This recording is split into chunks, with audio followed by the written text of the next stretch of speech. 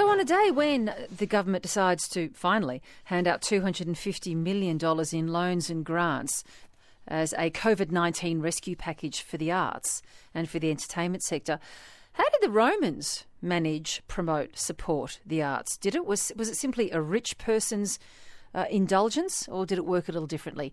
The celebrated Rhiannon Evans is Associate Professor of Classics and Ancient History at La Trobe University and one part of the Emperors in Rome podcast, and she joins you as she does regularly. Rhiannon, good to talk to you. Good morning. Morning, Virginia. Couldn't be more topical, could it? Could not be more topical. Were the Romans big lovers and supporters of the arts? They were. I think that their image tends to be one of violence, gladiators in the Colosseum, huge military war machine.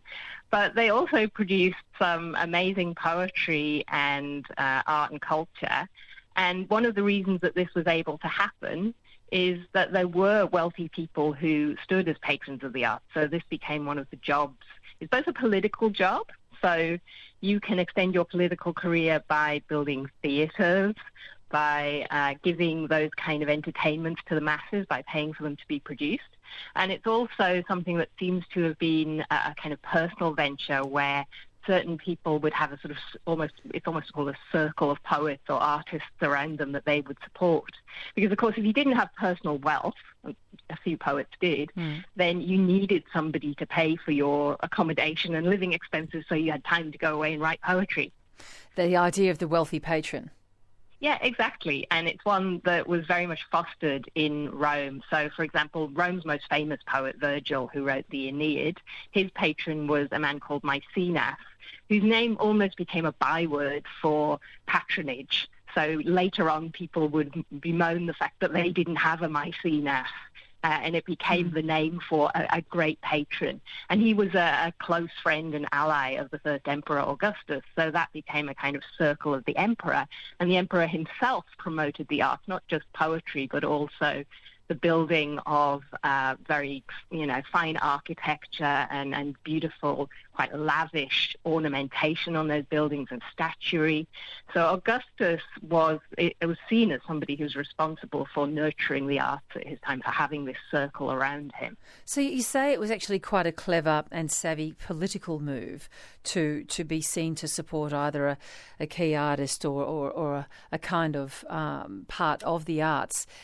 Contrast that to now, when if a high-profile politician was seen as being, cosy or close with the arts here in Australia, they'd be condemned as being elitist, Rhiannon. Yeah, and I guess this is part of a wider question of the way we think of the arts as being something cut off from the popular voice.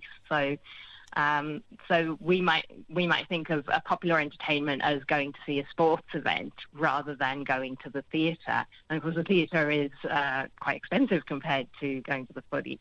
So we've sort of, I guess we've evolved into this state where it's become potentially this elitist form, which is really a shame. Part of the reason it wasn't so elitist for the Romans is that the theatre was free, as was the arena. Because there were these people, for example, Pompey the Great built a theatre. He paid for it to be built, and he wasn't the only one. And then others would pay for performances, and that would ensure that they got voted in, or would help them to be voted in as a magistrate in the next election. So this was something that fostered their political careers. It's this circle of interest, if you like. It was in their interest to provide this for the people, and that meant that the arts were maintained in this way. Although, of course, when you've got the arts being supported at such a high level of power, then the opposite can be true. When you fall out of favour, then you've fallen out of favour potentially with an emperor or someone in the Senate who wields a lot of power. Absolutely. And as always, I am never putting the Romans forward as any kind of utopian dream that we should aspire to. They're an interesting Well, a part parallel. of me does, but anyway, go on.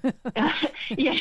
Well, Augustus is an interesting case here because he's seen as somebody who fostered people like Virgil, but the poet Ovid, who's sort of the second great poet of the Augustan age, I guess, who wrote the Metamorphoses, some people might be familiar with, he did something to offend Augustus, and Augustus had him banished to the Black Sea in Romania, which is a lovely tourist resort now, but at the time he felt was some kind of barbarian hell and complained about it, and he never got to come home. He spent the last 10 years of his life in, sort of, for him, Hicksville, and mourning for the city. All of his works were taken out of the public libraries, so there's censorship here. Huh.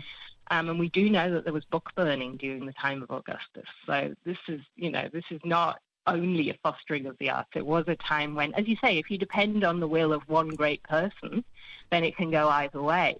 Another great instance of this, and this might surprise people, is that the second kind of flourishing of the arts in the imperial period was under the Emperor Nero.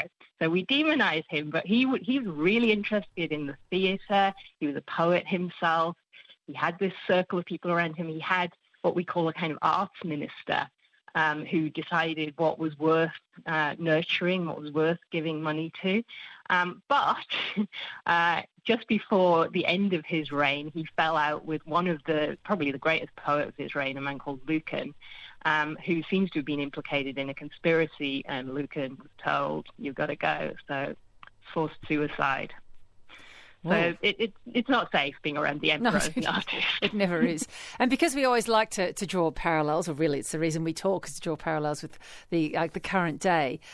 Nero, well known as, the man who fiddled when Rome burned, although we've exploded a little bit of that myth. But he was a big fan. He loved music and poetry and theatre. Is his best parallel Paul Keating, or is that unfair? Oh, that's interesting. I hadn't thought of that. I don't know whether Paul would be happy with that parallel. I'm sure he wouldn't. Given what happened to Nero, I mean, he ends up having a very violent death and a very bad reputation. But he was somebody who was Nero was very involved in the arts and really seemed to appreciate them. He set up more arts festivals, we would think of them. They're actually music and poetry competitions. He entered them himself, which was, I wouldn't put Keating in this category because, of course, people felt they had to award the prize to the emperor because he's the emperor. But it made Nero really popular in the provinces, especially in Greece and the eastern part of the empire, because they felt that he appreciated some of what they had given in terms of culture to the Roman Empire. So, I would say that there are some parallels with Paul Keating, with somebody who, he was still popular, but he managed to maintain that love for the arts and he didn't disguise it. I think someone on text this morning, Rhiannon Evans, has given us the topic of our next conversation. Peter in Kew asks, did the Romans invent pork barrelling? Yeah, could well be. Yes, might come back to that. If not pork out of a barrel, they certainly were very good at bread and circuses, and that's quite literal. Rhiannon, always great to chat with you. Thanks so much. Thank you. Rhiannon Evans, Associate Professor in Classics and Ancient History at La Trobe University. If you've not listened to La Trobe University's podcast, The Emperors of Rome, it is great. It's a rollicking listen. So make sure you go to where you get your good podcasts and have a listen to that.